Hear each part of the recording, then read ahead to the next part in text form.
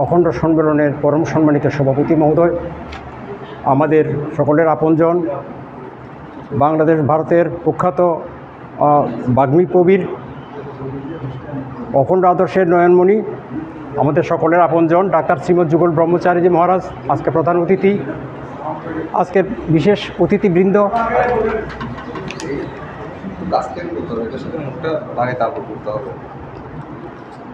আজকের বিশেষ অতিথি আমাদের নবাগত উপদেষ্টা শ্রী ডাক্তার শ্রী দিলীপ দেবনাথ মহোদয়কে আমি হার্দিক সম্বর্ধনা এবং আন্তরিক কৃতজ্ঞতা জানাচ্ছি ওনার আমাদের সাথে সামিল হওয়ার জন্য এবং আমাদের উপদেষ্টা পরিষদে যোগদান করার জন্য।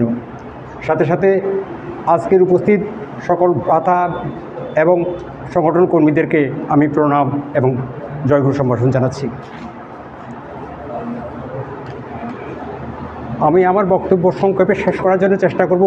দয়া করে ভুল ত্রুটি আপনারা সংশোধন করবেন, যেহেতু আমি একটু অসুস্থ। আমি প্রথমে আমাদের মহারাজজির বক্তব্য শুনে আপ্লুত হয়েছি এবং আনন্দিত হয়েছি। বিশেষ করে আমাদের পরবর্তী প্রজন্ম যাতে অখণ্ড আদর্শ উজ্জীবিত হয়, পারিবারিকভাবে আমরা ব্রহ্মচর্য উজ্জীবিত হই, আমাদের সন্তানেরা যাতে অখণ্ড আদর্শ থেকে দূরে সরে না যায়, আমাদের প্রত্যেকটি অখণ্ড কর্মী যাতে উজ্জীবিত হয়, অখণ্ড মণ্ডলীগুলি সমৃদ্ধ হয় এবং অখণ্ড আদর্শ দিকে দিকে ছড়িয়ে পড়ে আমাদের সংগঠন কর্মীদের দ্বারা। সেই জন্য আজকের মহারাজজির যে বক্তব্য, তার জন্য আমি ওনাকে হার্দিক সম্বর্ধনা এবং আন্তরিক কৃতজ্ঞতা জানাচ্ছি আমাদের উপদেষ্টা পরিষদের পক্ষ থেকে। আমাদের শ্রদ্ধেয় জীবনদা আমাদের এখানে আসেননি, তিনি নিশ্চয়ই উনি যেখানে আছেন সেখানে আমাদের বক্তব্য শ্রবণ করছেন। প্রিন্ট মিডিয়া এবং আমাদের শ্রদ্ধেয় ভ্রাতাদের আনুকূল্যে। সুধী সজ্জন মণ্ডলী, আমাদের প্রধান অতিথি মহোদয় মহাজীবন সম্পর্কে একটি কথা বলেছেন, ভর্তুকি। আমরা মহাজীবনের ভর্তুকি দিচ্ছি, এটা শুনে আমার কাছে মনে কষ্ট এলো। কি যেন কষ্ট এলো, যেখানে প্রায় 13.5 টাকা দিয়ে একটা মহাজীবন তৈরি করা হয়, আর আমরা বিক্রি করছি 12 টাকারও কম দিয়ে। যে ভর্তুকি দিচ্ছি তার উপর আমরা শুনতে পাই যে আমরা মহাজীবন পড়ি না, আমরা মহাজীবন বিতরণ করি না, মহাজীবন ঘরের মধ্যে পড়ে থাকে, মহাজীবন বিতরণ হয় না ঠিকমতো। এই কথাগুলো শুনতে কি আমাদের ভালো লাগে? আমি সকল সংগঠন কর্মীদের সবিনয় অনুরোধ জানাচ্ছি এই বিষয়ে আপনারা তৎপর হবেন। সুধী সজ্জন মণ্ডলী, আমাদের মহারাজজি আজকে একটি আনন্দের সংবাদ দিয়েছেন, যেটি হচ্ছে আমাদের আশ্রম আর আর্থিক দায়গ্রস্ত নেই। আমাদের আশ্রম এখন সমৃদ্ধ, তা সত্ত্বেও তিনি আমাদের কিছু পরিকল্পনা দিয়েছেন, যে পরিকল্পনাগুলি বাস্তবায়নের জন্য বিশেষ করে ডাক্তার, ইঞ্জিনিয়ার বা বিভিন্ন পদের অধীন না হয়েও মানুষের মতো মানুষ কিভাবে হওয়া যায়, অখণ্ড আদর্শ গ্রহণ করে এবং অখণ্ড আদর্শে উজ্জীবিত হয়ে আমরা কিভাবে আমাদের সন্তানদের মানুষের মতো মানুষ করতে পারি, যে মানুষ প্রকৃত সমাজকে আলোকিত করবে, প্রকৃত আদর্শ উজ্জীবিত করে সারা পৃথিবীতে মনুষ্যত্বের বিস্তার এবং আলোকিত পৃথিবী হিসাবে উপহার দিবে। আমাদের মহারাজজির এই বক্তব্যের জন্য আমি ওনাকে আন্তরিক কৃতজ্ঞতা এবং আশীর্বাদ প্রার্থনা করছি যে আমরা সবাই যেন ওনার বক্তব্যটা কার্যে রূপান্তরিত করতে পারি। সুধী সজ্জন মণ্ডলী, আমি আমাদের আজকের সংগঠনের সাধারণ সম্পাদক মহোদয়কে ধন্যবাদ জানাই ওনার হস্তলিখিত, সুন্দর হস্তলিখিত প্রতিবেদনটি পেয়ে। তবে আমার দুঃখ লাগছে যে 1431 বঙ্গাব্দের আমরা কি কোনো সাংগঠনিক কার্যক্রম হয়নি, আমাদেরকে কোনো সাংঘিক কার্যক্রম চলেনি। আমাদের মহারাজজি, আমাদের পৃষ্ঠপোষক শ্রী নির্মল ব্রহ্মচারীজি মহারাজ কি সারা বাংলাদেশ, ভারতে বিভিন্ন জায়গায় অখণ্ড আদর্শ প্রচার প্রসার করেননি? সেগুলি সম্পর্কে আমরা কোনো বক্তব্য, কোনো কিছু আমরা জানতে পারিনি। সুধী সজ্জন মণ্ডলী, আমাদের অর্থ সম্পাদক মহোদয় একটি বিস্তারিত বিবরণ দিয়েছেন। সেই বিবরণ আমি লক্ষ্য করেছি যে আমাদের মামলা সংক্রান্ত তহবিলে যা আয় হয়েছে তার থেকে প্রায় 5,000 টাকার অতিরিক্ত খরচ হয়েছে। অনেক অঞ্চলে এই অর্থ প্রদান করেননি। আমি শুনেছি এবং জেনেছি যে আমাদের এখন প্রায় চলবে সাক্ষী যারা চলবে, সুতরাং আমাদের আরও অনেক খরচ হবে। আমরা যা প্রতিশ্রুতি দিয়েছি বিভিন্ন অঞ্চল দ্রুত প্রতিশ্রুতি পূরণ করে আমরা আরও সেখানে আর্থিক সমৃদ্ধ করে আমাদের মামলা পরিচালনায় আমরা দ্রুত অগ্রগামী হব। এই কারণে এই কাজে সকল ভ্রাতা ভগ্নীদের আমি অগ্রণী ভূমিকা পালন করার জন্য অনুরোধ জানাচ্ছি।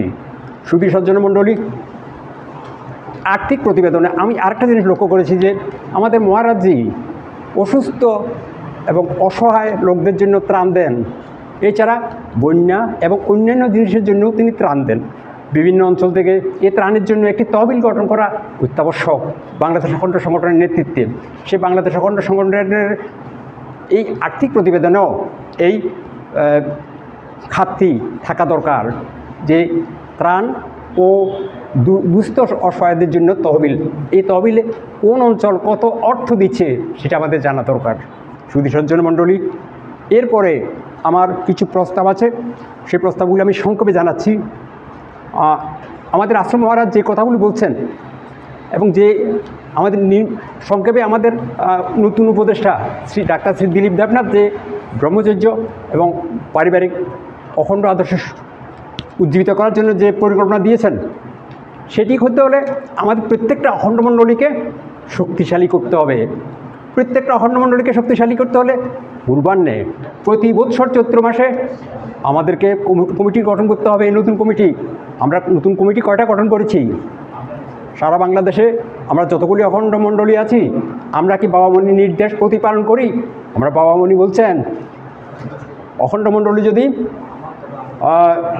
অনুমোদনহীন থাকে সেটি একটি আড্ডাখানা।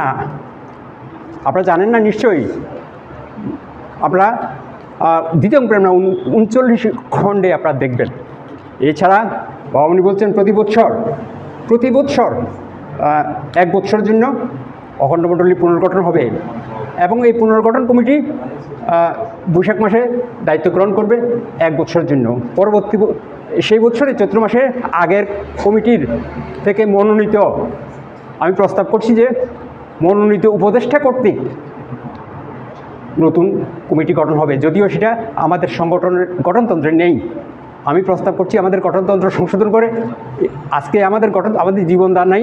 আমাদের এই সকল অখণ্ড সংগঠন কর্মীকে আমি সবিনয় অনুরোধ জানাই যা আপনারা বাংলাদেশ অখণ্ড সংগঠনের যে গঠনতন্ত্রটি আছে সেটা সব কিছু পড়বেন। আমরা অনেকে বলি যে মণ্ডলীর সম্পাদক, মণ্ডলের সহসভাপতি সকল কাজ করবেন। কার্যকরী সদস্যের কাজ কী? অর্থ সম্পাদকের কাজ কী? সহকারী অর্থ সম্পাদকের কাজ কী? উপদেষ্টা পরিষদের কাজ কী? আমরা পিছন থেকে কথা শুনি, কথা বলি, পরস্পরের সাথে কথা বলি, আমরা মূল্যবান কথাগুলি শুনি না। আমাদের শ্রদ্ধেয় এক দাদা বলেছেন মাইক্রোফোনের ব্যবস্থা করার জন্য, আমি সেটিও প্রস্তাব সমর্থন করি। সুধী সজ্জন মণ্ডলী, প্রত্যেককে এই বাংলাদেশ অখণ্ড সংগঠনের গঠনতন্ত্র এটি পড়লে আমরা বাংলাদেশ অখণ্ড সংগঠনের অখণ্ড মণ্ডলী গঠন প্রস্তাব, বাংলাদেশ অখণ্ড সংগঠনের অঞ্চল, মহানগর এবং শাখাসমূহের কার্য মানে কার কী কাজ, সেই কাজগুলি সন্নিবেশিত আছে এখানে। কে কী করবেন এবং কে কী সহায়তা করবেন, মণ্ডলীকে কীভাবে সহায়তা করবেন, সংগঠনকে কীভাবে সহায়তা করবেন, আশ্রমকে কীভাবে সহায়তা করবেন, সব বর্ণনা আছে। এটা কিছু প্রস্তাব আমি দিচ্ছি। সেই প্রস্তাবগুলি হচ্ছে, প্রথম প্রস্তাব হচ্ছে আমাদের বাংলাদেশ অখণ্ড সংগঠনে এখন 30টি এক্সিকিউটিভ পোস্ট আছে। উপদেষ্টা 5 জন ছাড়াও আমাদের সংগঠন আছে 30টি এক্সিকিউটিভ পোস্ট। এই 30টি এক্সিকিউটিভ পোস্ট সাথে যেখানে জেলা বা আঞ্চলিক শাখার কার্যকরী কমিটির সমন্বয়কারী এবং সভাপতি সহ আমি আরও 30 জন ধরছি, 60 জন। এই 60 জনকে একটি বিশেষ পরিষদ হিসেবে গঠন করা হোক, যাতে করে আমরা জরুরি বিষয়ে আশ্রম সংগঠন বিষয়ক, মামলা বিষয়ক বা আশ্রমের পরিপন্থী কোনো কার্যকলাপে দ্রুত সিদ্ধান্ত নিতে পারি। সুধী সজ্জন মণ্ডলী, আমি সভাপতি এবং সবার প্রতি দৃষ্টি আকর্ষণ করছি, আমাদের কার্য পরিষদে এখন যে 30 জন এক্সিকিউটিভ পোস্ট আছে, তার সাথে আমরা জানি যে প্রত্যেকটা অখণ্ড মণ্ডলীর সভাপতি, সহসভাপতি এবং সম্পাদক এটার সাথে সম্পৃক্ত আছেন।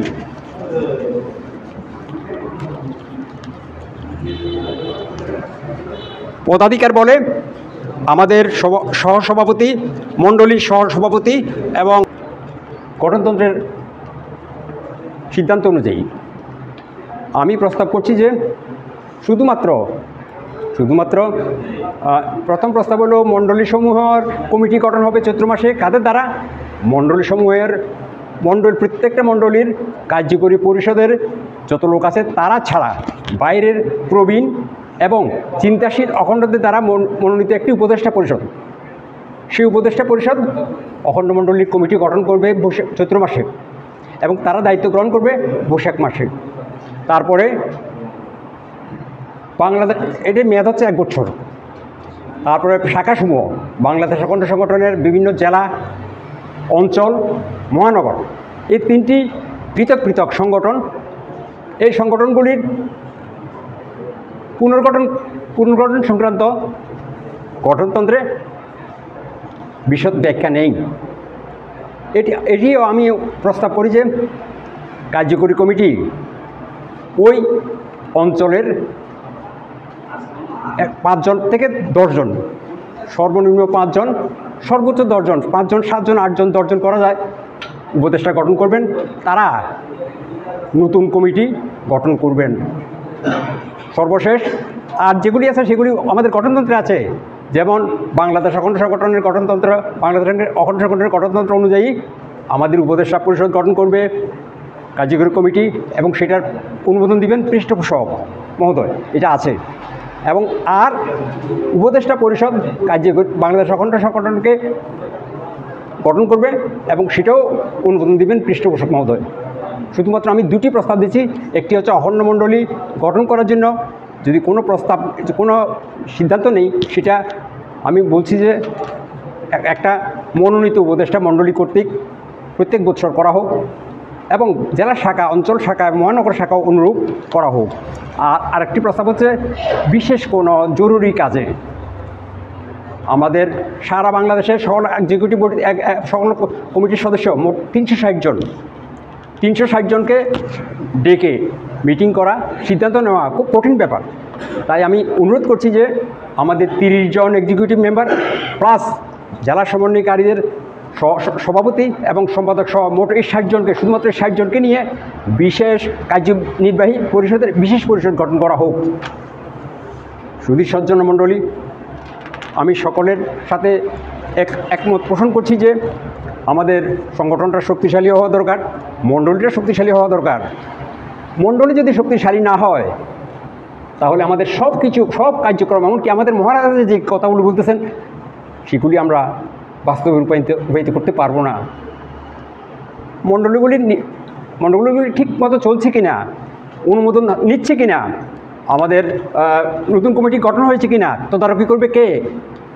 জেলা কমিটি, জেলা কমিটির সম্পাদক, জেলা কমিটির সভাপতি, জেলা কমিটির সহসভাপতি এবং অন্যান্য কার্যকরী কমিটির অন্যান্য সদস্যরা নিয়ে গিয়ে সেই মণ্ডলীকে গিয়ে আলাপ করবেন যে কেন তারা মণ্ডলী কমিটি গঠন করেন নাই চৈত্র মাসে, কেন অনুমোদন নেননি, বামনী নির্দেশ লঙ্ঘন করা হচ্ছে।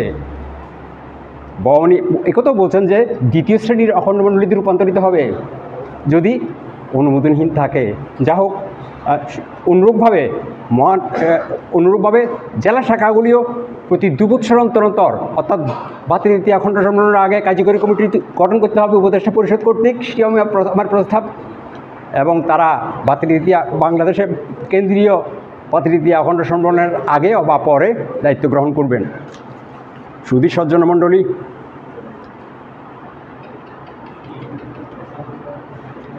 আমরা অনেকে বলি আমরা অনেক কিছু দান করি, মণ্ডলীর জন্য দান করি, সংগঠনের জন্য দান করি, সংঘের জন্য দান করি, আশ্রমের জন্য দান করি। অনেকে আবার অর্থ চাইলে আমরা বলি যে এটা অযাচকত্ব ক্ষুণ্ণ হচ্ছে। বাবামণি বলছেন, বাবামণির আমাদের জীবনদা বারবার ফেসবুকে দিচ্ছেন যে মণ্ডলের জন্য কোনো অর্থ চাওয়া এটা অযাচকত্ব ক্ষুণ্ণ হয় না। হ্যাঁ, যদি কেউ মনে করে যে তার দানটা সাত্বিক দান নয়, তাহলে তার দানটা গ্রহণ করা উচিত না। আমি আপনাদের সবিনয় অনুরোধ জানাবো, মণ্ডলীর জন্য প্রত্যেকে আমরা মুষ্টি চালের শ্রদ্ধার্ঘ, ব্যক্তিগত প্রণামী, আমরা